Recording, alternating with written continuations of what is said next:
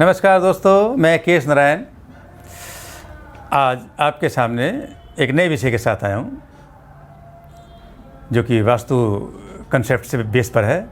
तो हमारा आज का विषय है कि हम अपने घर की किचन कहाँ पर बनाएं, इन विच डायरेक्शन या which corner we should place our kitchen in our house. तो शुरू करते हैं। तो दोस्तों, जैसे कि सभी जानते हैं कि किचन अग्नि कोण में होनी चाहिए, क्योंकि किचन में अग्नि होती है। किचन पर मंगल जो ग्रह है उसका प्रभाव होता है।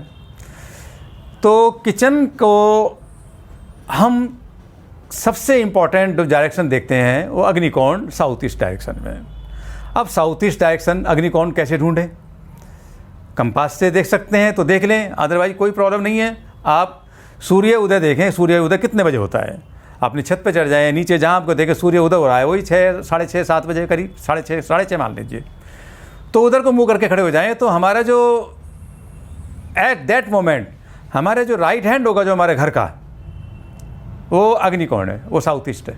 बस उसी एरिया में हमारी किचन बननी चाहिए। Clear sir? तो किचन हमारी साउथ ईस्ट डायरेक्शन में इस तरह से हम एक सूटेबल प्लेस हमने ढूंढ लेंगे। अब दोस्तों, मैं अक्सर वास्तु जाता हूँ, कहीं भी कभी कभी किचन साउथ ईस्ट में नहीं होती, या हमसे कहते हैं कि भाई हम किचन कहाँ बनवाएं, और साउथ ईस्ट में कहाँ जगह नहीं होती, वहाँ उनका बेडरूम बना होता है काफ़ी बड़ा अच्छा खासा, या कोई और बना होता है। तो सेकंड ऑप्शन हमने वहाँ दिया नॉर्थ वेस्ट डायरेक्शन, वायु कोण। दोस्तों ध्यान से सुने, वो अग्निकोण था। एप्रोप्रिएट जो जगह प्लेस थी वो थी अग्निकोण। अब हम किचन को एक वायु कोण में भी ले जा सकते हैं, मजबूरी में, क्योंकि अग्नि और वायु तत्व में मित्रता है।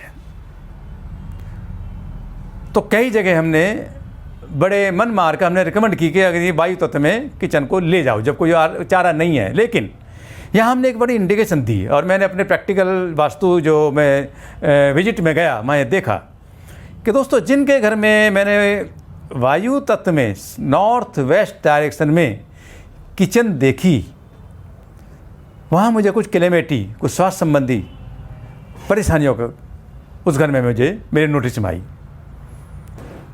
अगर वहाँ फैमिली यंग है, अभी बच्चे छोटे हैं, अभी शादी नहीं की है बच्चों की, बेटे की विशेषकर, तो डजेंट मैटर, किचन वहाँ चलती रहेगी। अभी कोई कॉन्सिक्वेंसी या कोई अभी विपत्ति दुर्भाग्य अभी नहीं आएंगे, क्योंकि नॉर्थ वेस्ट जो डायरेक्शन है उस पर 2 प्लैनेट का गमन किए जाते हैं, चंद्रमा एंड बुध।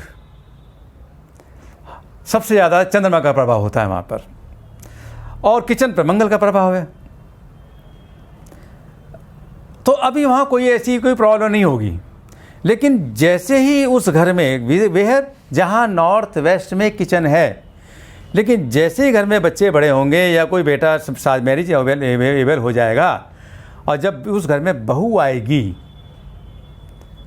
तो अब वहाँ पे एक प्लैनेट और एक्टिव हो जाएगा, शुक्र, वीनस। उस घर की जो चंद्रमा था वो तो माँ है, एक्सेप्ट कर लिया उसने किचन को एक बार को वहाँ पर। लेकिन जैसे ही वहाँ शुक्र आएगा तो वहाँ एक प्लैनेट और एक्टिव हो गया, बहू।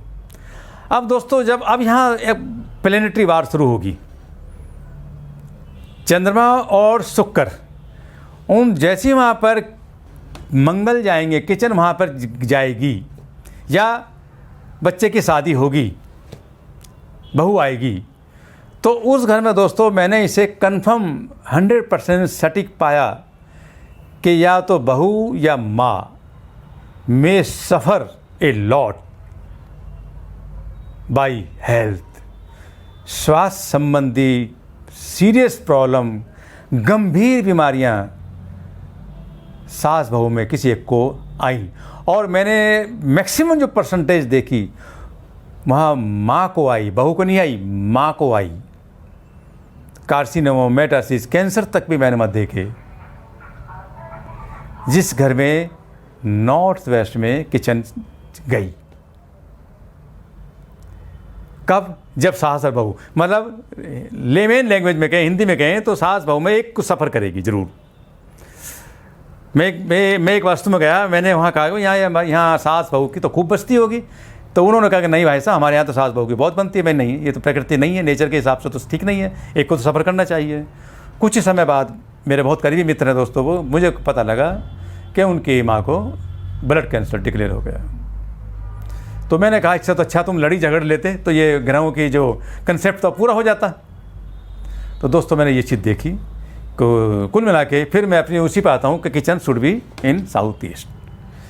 कई जगह मैं गया, किचन देखी मैंने। अब मैं यहाँ जब बात चली है तो मैं सारी अब सब डायरेक्शन की बता ही दूँ आपको। दोस्तों किसी भी हालत में, किसी भी सूरत में किचन नॉर्थ ईस्ट में या ईस्ट में नहीं होनी चाहिए। सिंपल लैंग्वेज में कहूँ तो जिस कॉर्नर पे हमारे घर के सूर्य राइज करते हैं, where sun rise at that direction, at that point, at that area, kitchen should not be in any cost. अगर ऐसा है, अगर इफ ऐसा है, इफ तो उस घर में कितना ही कमा लो, बरकत नहीं हो सकती।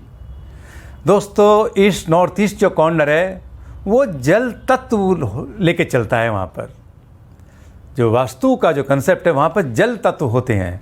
और kitchen you know very well, अग्नि तत्व।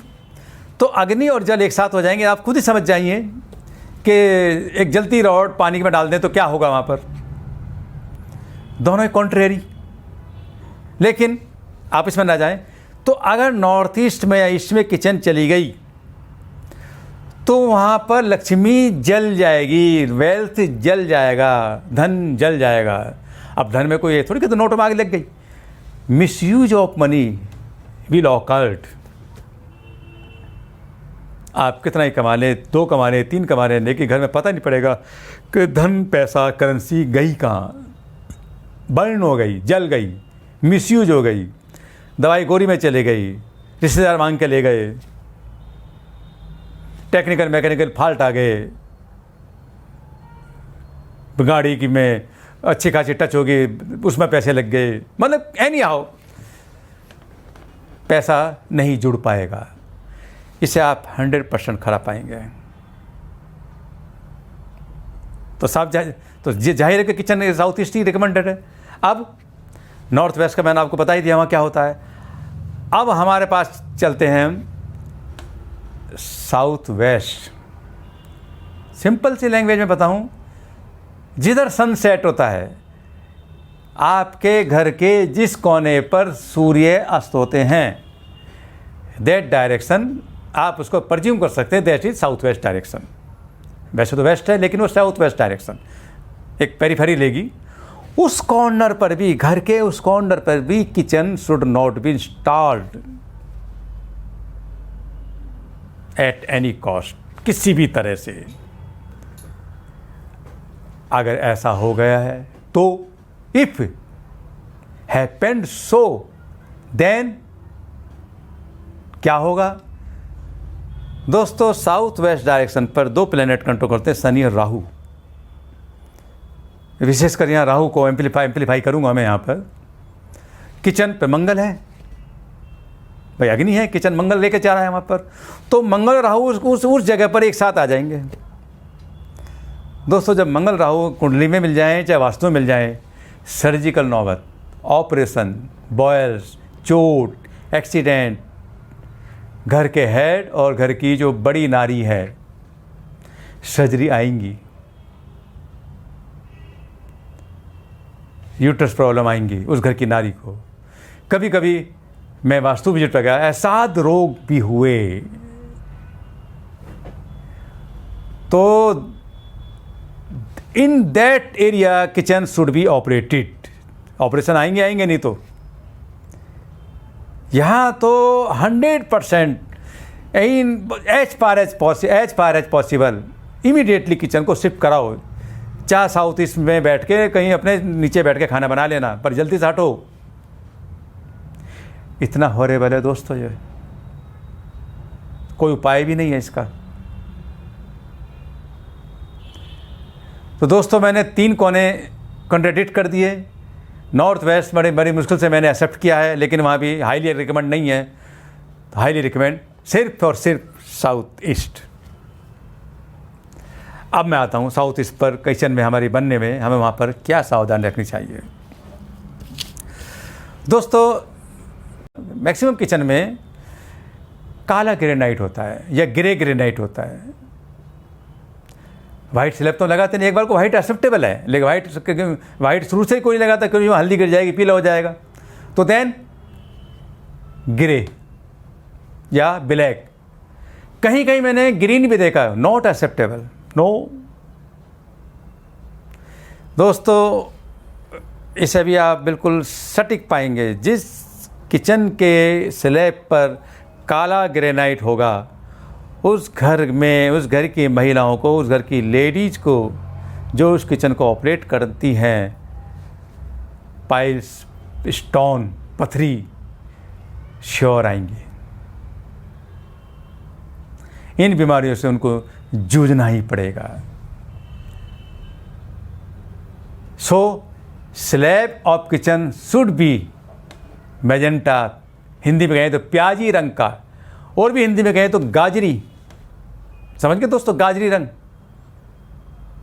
पिंक, गुलाबी, गाजरी, ये रंग कौन है? क्यों? This colour contain Mars, this colour will be governed by Mangal. बस हमारे किचन का जो विजन है, कंसेप्ट है, वो पूरा हो जाएगा। अदरवाइज स्लैब पे हमें कोई और रंग नहीं चाहिए। दोस्तों कभी कभी मैं वास्तु जाता हूँ तो वहाँ किचन की जो स्लैब या किचन की जो टाइल्स लगी हुई हैं वो वाइट लगी होती हैं। हम वहाँ के बोलते हैं भाई ये स्लैब भी पिंक होनी चाहिए थी, तो वो हमारे कहने से किचन के स्लैब पे उखाड़ना शुरू कर देते हैं, टाइल्स वाइल्स सबको रेनोवेट करेंगे इसे। मैं नहीं, नो नीड। हम क्या करते हैं, किचन के अंदर fiery element, reddish element, colour का इम्पैक्ट पैदा करने के लिए हम एक छोटी सी रिकमेंडेशन देते हैं इनको। मात्र 10 वाट का, जिसे 0 वाट बोलते हैं आप लोग, एक 10 वाट का 0 वाट का बल्ब लगा दो अपने स्लैब के ऊपर, शाम होती है उसको ऑन कर दो, लो जी सारी स्लैब, सारी किचन आपके, सारी जितनी भी टाइल्स हैं होगी रेड, मात्र 10 रुपये में। No need to scrap out all the tiles. हम कोशिश करेंगे कि अपनी नॉलेज से आपका पैसा बचे और वास्तु के नॉर्म्स पूरे हो जाएं। तो दोस्तों इस तरह से हमने किचन पे स्लैब बना लिया, टाइल्स भी ठीक कर ली। इसी तरह से दोस्तों किचन में कोशिश करनी चाहिए कि जो हम सिंक है, जो सिंक है हमारी किचन है, जब हम किचन को साउथ ईस्ट में बनाएंगे तो कोशिश करना चाहिए हमारी किचन का जो सिंक है, जो बर्तन डाल देते हैं, वो हमारे सीधे हाथ पे होनी चाहिए। इस पर मैं अभी रुकता हूँ, पहले मैं एक चीज़ और बता दूँ। तो साउथ ईस्ट में जब किचन बनाएं तो गृहिणी को इस ढंग से स्लैब बने, वो आपका जो आपका इंजीनियर जो बनाना आएगा, मिस्त्री जो भी बनाएंगे, तो खाना बनाते समय आपका मुंह facing toward, should facing toward east, पूरब को मुंह होना चाहिए। बस इस पॉइंट को नोट कर लेना, मेरी वीडियो को देखना, इस अंडरलाइन कर लेना। अब यहाँ से बताता हूँ कि खाना बनाते वक्त साउथ ईस्ट डायरेक्शन में किचन जो बनी हुई है, जब आपका मुंह पूरब को होगा तो हमारी जो सिंक है बर्तन मांजने वाली, वो हमारे सीधे हाथ की तरफ होनी चाहिए। तो दोस्तों अपना आप ही वो साउथ वेस्ट की तरफ चली जाएगी, सिंपल लैंग्वेज में। और बताता हूँ दोस्तों, जब सिंक की बात चली है, बर्तन मांजने वाली सिंक जो होती है, उसमें कोशिश करें रात को गृहिणी एज फार एज पॉसिबल, आप सुबह मेड का इंतजार ना करें, कोशिश करें, आपका ही घर है भाई, बर्तनों को कोशिश करें वहाँ पर गंदे बर्तन रात भर ज़्यादा ना पड़े रहें। वो भी ना तो हल्का फुल्का ड्रेन कर दें, उनका सारा फूड मटेरियल है उसमें सिंक में डाल दें और रिंस करके डाल दें, सुबह बन जाएंगे प्रॉपरली। इससे दोस्तों अन्नपूर्णा आपकी खुश रहती है, घर के अंदर, किचन के अंदर एक खुशहाली, प्रॉस्पेरिटी फैलती है, निगेटिव वाइब्स नहीं आती हैं। इसी तरह से दोस्तों ये बात चलिए तो इसे वो पूरा ही कर दूं आपके ज्ञान के लिए, मैं भी, मुझे तो है नॉलेज जिसकी, तो मैं आपको क्यों ना दूं आपको इससे। रात को किचन में हमारा जो मर्तबान होता है, जो कटोरदान बोलते हैं, हम तो देसी लोग हैं, कटोरदान बोलते हैं, उसमें रोटियां रखते हैं, उसको कभी खाली ना छोड़ें। एक रोटी उसके अंदर हर हालत में पड़ी होनी चाहिए। रात को हमारे शास्त्रों में विधान है, ऐसे वाइफ्स आती हैं, पितर आते हैं, कुछ आते हैं, वो झांक के चले जाएं, उन्हें कुछ भी ना मिले, तो कभी कटोरदान रोटी वाला एक रोटी उसमें ज़रूर होनी चाहिए। चाहे अगले दिन उसको गाय को खिला दे, इकट्ठी हो जाए, एक साथ खिला दें। तो दोस्तों, इस तरह से मैंने आज आपको किचन के ऊपर एक विस्तृत विवेचन बहुत सिंपल लैंग्वेज में दिया। मैं समझता हूँ कि आप इसका फ़ायदा आपको मिलेगा। और अच्छा, आज बस इतना ही। मैं जल्द मिलूँगा आपसे एक नए वास्तु कंसेप्ट के साथ, उस पर चर्चा करेंगे। तो तब तक के लिए विदा, नमस्कार।